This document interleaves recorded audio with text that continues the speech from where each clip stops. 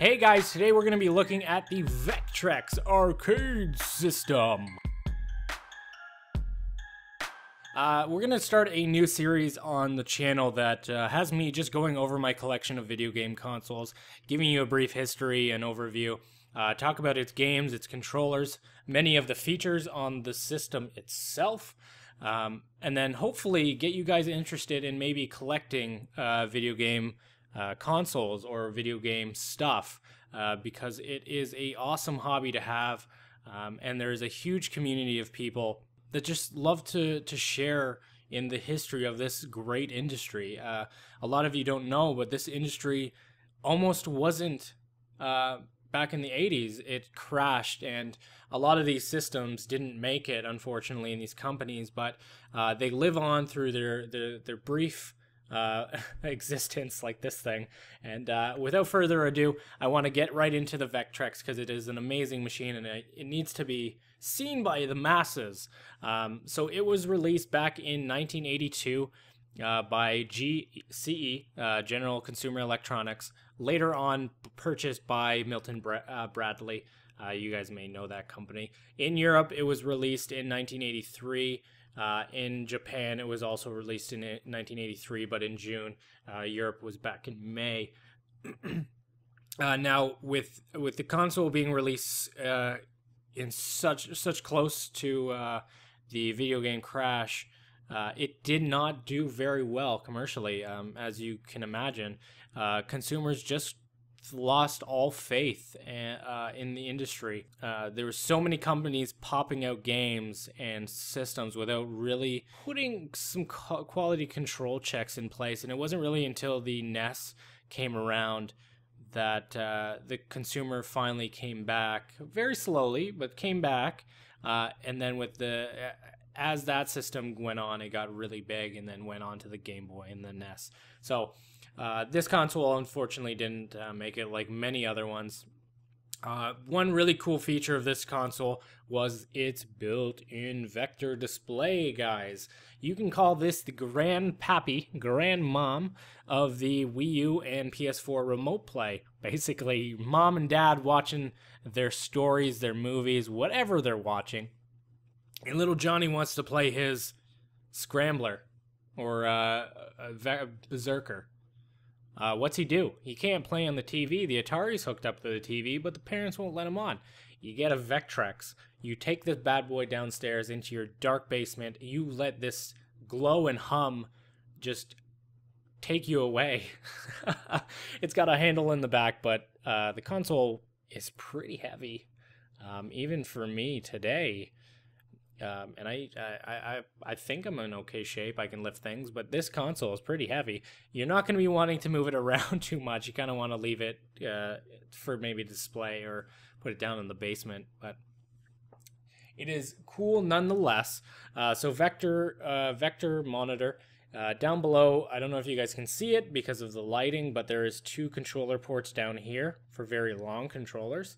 And also there is a reset button and you have a power toggle on and volume control knob. On the right hand side of the system, there is a controller, sorry, not a controller, but a cartridge slot, which slides in the cartridges, and I'll show you those in a second. On the back of the system, there is absolutely nothing other than the power cable. This console does not plug into a TV. So, hey, it's good enough for me. I mean, the end of the world could happen.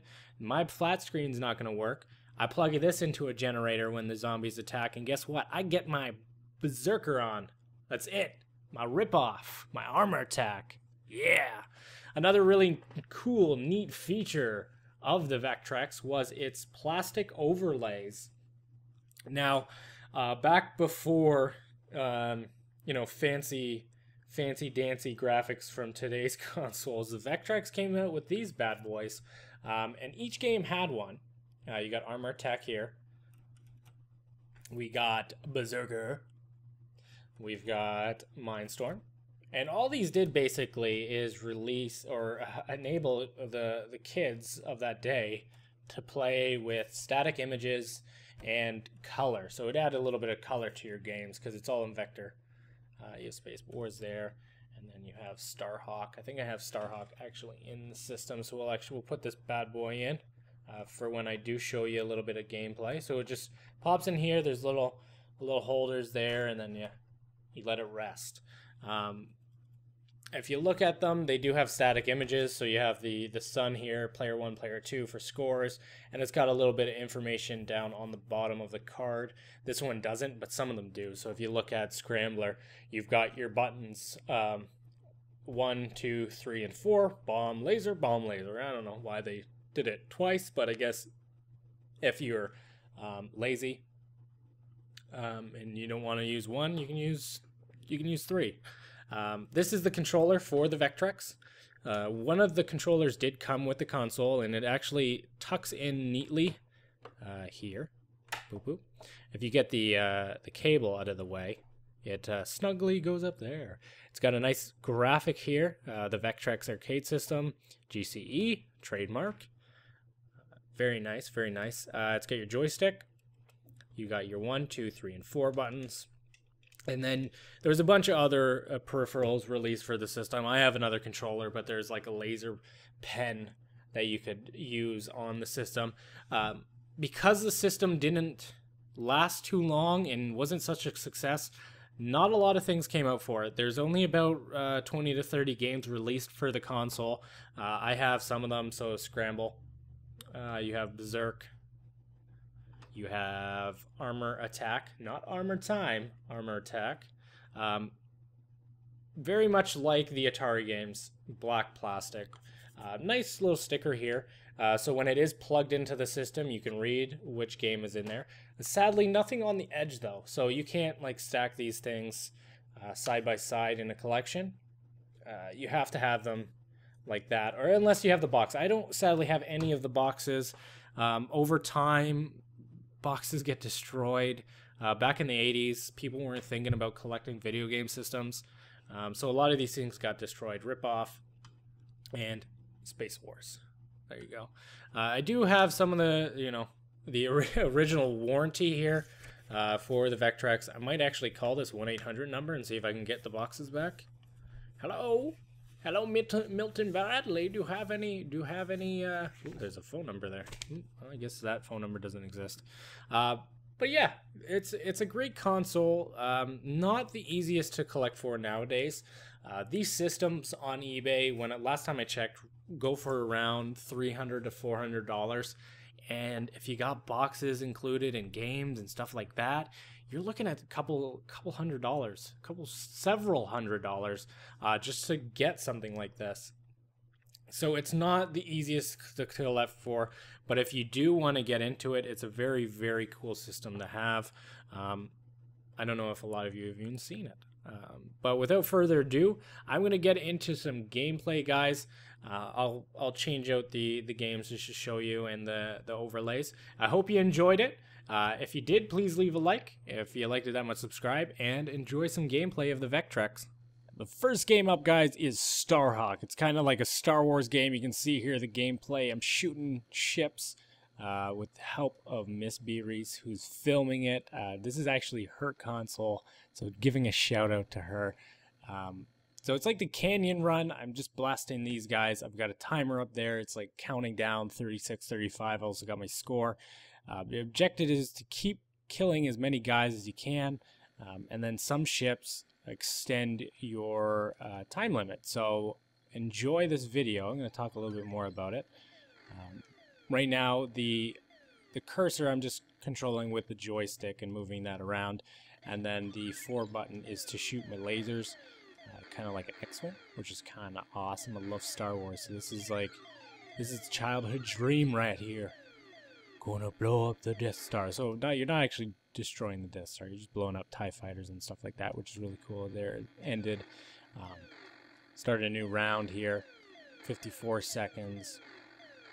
Still shooting these guys. The cursor does get bigger. You can see right there. After a couple ships or a certain type of ship, it goes bigger. I'm not 100% sure yet. I don't have the rule book or anything like that on me.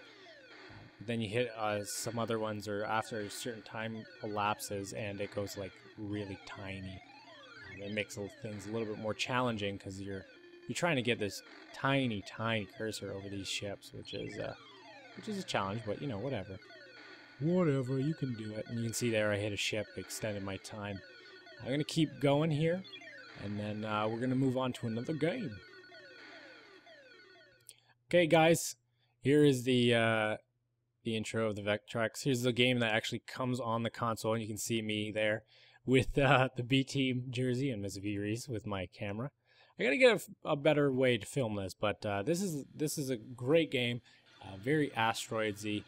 You're a little ship, and you're going around shooting asteroids, basically. So you got a couple buttons. 4, shoot your lasers. I died there. Whoop. 3 is your impulse, and then 2 is your warp drive.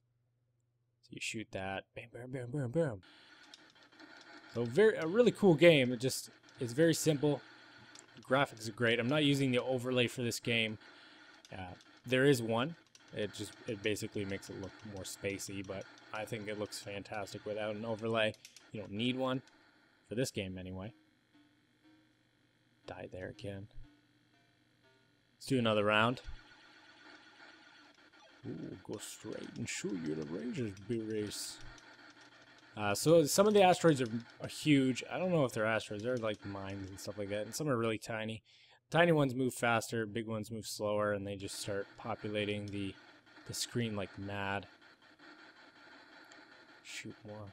I love the explosions. Just the lines come up. Oh! Almost died there. I had to quickly do something. Pew, pew, pew. This is Berserk. Going around, you're a little man, you gotta shoot these guys. Control versions, and there's a Mario-san trying to kill you. Don't kill me, Mario-san. Boop. I'm dead. I'm dead. There we go, there's more guys. Each map changes the layout. You can't touch the sides or you die like that. I am a noob. Miss BrhysH is telling me that I suck. So I'm going on a killing spree. I'm killing everybody in this map. Come here, aliens. Feel the... Oh, no, I'm going to walk away. Feel my pistol and my bullets. You're dead. That guy walked into the wall. Shoot you. You can shoot on an angle. You can shoot straight, which is kind of cool. So you're not just limited to one direction. Say like a 2D side-scrolling shooter. Because of the joystick, you have a free realm, or a little bit of a free range of shooting. Game, guys, is Armor Attack. There's the got the overlay on this one. It's a green overlay. It looks like a minefield. I'm gonna take a sip of this hot chocolate. Armor Attack. Let's see, 1982. You can have 2 players in this. Fortunately, I don't have like a tripod, so Miss BrhysH couldn't play. Let's drive around here. Shoot you, tank. The one thing is you shoot the tank once and they kind of go on fire, and then over time then they go away, and then these helicopters come in and try to attack you. Shoot them down like that. Like a boss. Ooh. Let's stay here. I think I'll just stay here. No, he's going down. Bam, bam, bam. No, shoot him, shoot him. There you go, you're dead. Drive away. I think it's like a Jeep. I think you're in a Jeep. You're just a guy like with a rocket launcher or something. Oh, you're dead? Oh, thanks. Without the overlay, it's kind of cool. It's just blocks. But with the overlay, it looks like it's like trees and stuff. Or shrubs. Shrubbage. Or mountains. I don't even know what they were trying to do. I didn't make the system. I didn't make the game, so I have no idea. Helicopters, you dead? And that's Armor Attack, guys. I hope you enjoyed the video. Please remember, if you did, leave a like. If you liked it that much, subscribe. And as always, tell your friends, Go and collect your Vectrex. A system that everybody needs to own.